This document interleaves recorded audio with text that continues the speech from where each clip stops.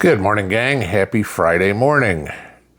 So it isn't but a week or so back that we were talking about that mini eruption at Yellowstone and brought us to think a little bit about, what's going on geologically that we might want to prep for, concern ourselves with, just pay attention to at least. Well, if you noticed yesterday, we had a 7.1 earthquake hit the southeastern tip of Japan. Officials are now warning, they have put out their first ever official warning for a 9.0 plus mega-quake to hit around Japan. And I know everybody's going, who cares, it's Japan, right? But I'm going to get to that, so bear with me. If you take a look at this map, and you'll see down on the bottom where the dots are, that is where the quake hit. The fault line runs basically right along the southeastern coast of Japan, splits right through and goes to the northwestern coast. This is where they figure this quake's going to hit. Notice the countries due west of Japan. North Korea, South Korea, nothing going on there that we need to concern ourselves with. China, of course. Gee, go to Walmart lately? Where's your stuff come from? How do you think it gets here? Oh, it's shipped from China. And then, of course, due south, not very far from where the 7.1 went off, is Taiwan. I want you to think of that. Just put that into play as to what's going on. Now, why does this affect us? Well, this could be a supply chain issue. We may not get a whole lot of stuff. This is going to be a whole lot of, we've got to send aid to Japan, to China, to South Korea, to Taiwan. That could be inflationary, because we'll send billions upon billions upon billions of dollars if this thing hits, like they're warning of it. So that's how it affects us economically. But let's take a look at what's going on geologically in the United States. And this you might want to pay attention to. Tuesday night, we had an earthquake northwest of Los Angeles. 5.2 magnitude. 9 o'clock, a little after 9 o'clock at night, It's about 85 miles away from downtown LA. That might have something to do with it, because where does a lot of shipping come into the United States from China? That would be the ports of Long Beach and the ports of Los Angeles. So let's say we get something bigger there, and now the stuff can't get out of China and it can't get into the U.S. Does that remind anybody of what happened during COVID when we couldn't get any of our shipping? And it's like, oh, you want car parts? That'll be 6 to 9 months. Oh, you want toys for Christmas or furniture or clothing? And we didn't get them.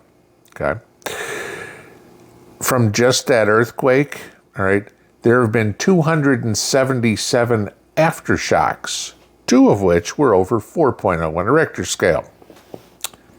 It's California, right? How about New Jersey? Other side of the country. New Jersey's been hit with more than 200 earthquakes in the last 3 months. Granted, nothing huge, but there's a little bit of rumbling going on down there. How about this one? Here's one you don't think about at all. Last Friday, you had a magnitude 2.9 that hit underneath Lake Michigan that was felt in Wisconsin. Let's think about what happens if you have the Great Lakes hit. Chicago, Milwaukee, I'd be a little worried if this is under Lake Michigan as to what could happen. Get a bigger one, doesn't have to be a 9, get a bigger one, and Lakeshore Drive goes bye-bye. How about Texas? So many earthquakes have hit West Texas, Scurry County, which is about 50 miles southeast of Lubbock, So many earthquakes have hit, more than 100, that they have declared a state of emergency in the county based on earthquakes.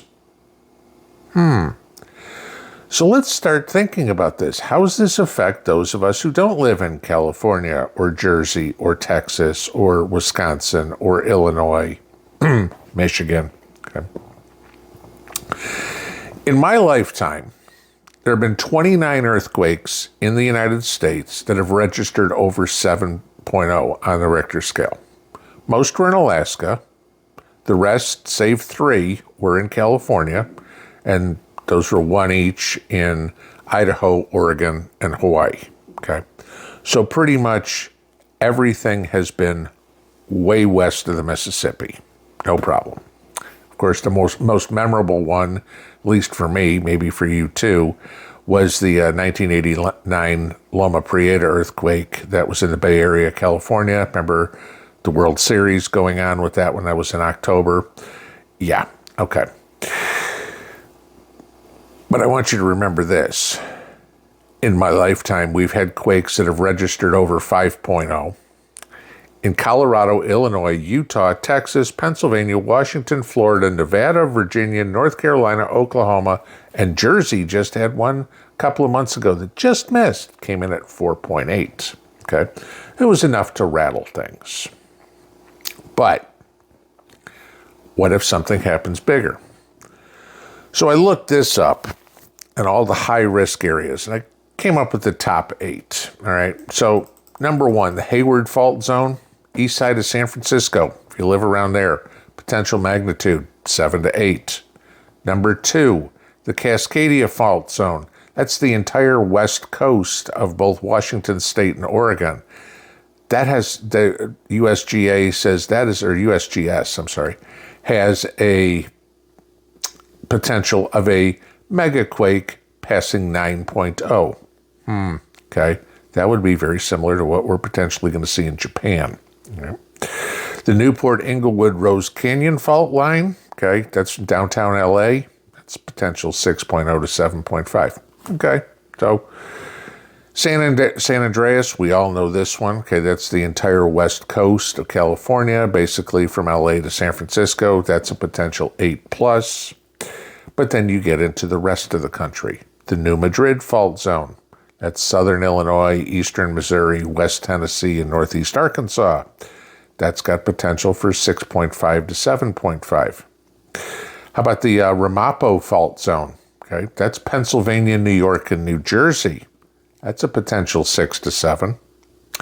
You got the Wasatch Fault Zone. That's a line that literally runs I-15 from south of Provo all the way up through Salt Lake City, up into Idaho. Yeah, that one's got a potential 7.5 on it. And then, of course, you've got the Denali Fault Zone in Alaska. That's about 200 miles long, and that's a potential of an 8.0. So you think about, do you live near any of those? And for me, New Madrid is 10 hours away by drive, okay? But let's start thinking about this. Again, supply chain, fuel, anything that comes through, the roads, the absolute devastation.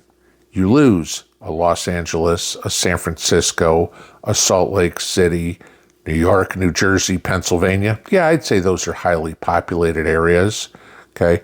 Anywhere around Memphis, Tennessee, yeah, I'd say that's a relatively good-sized population there.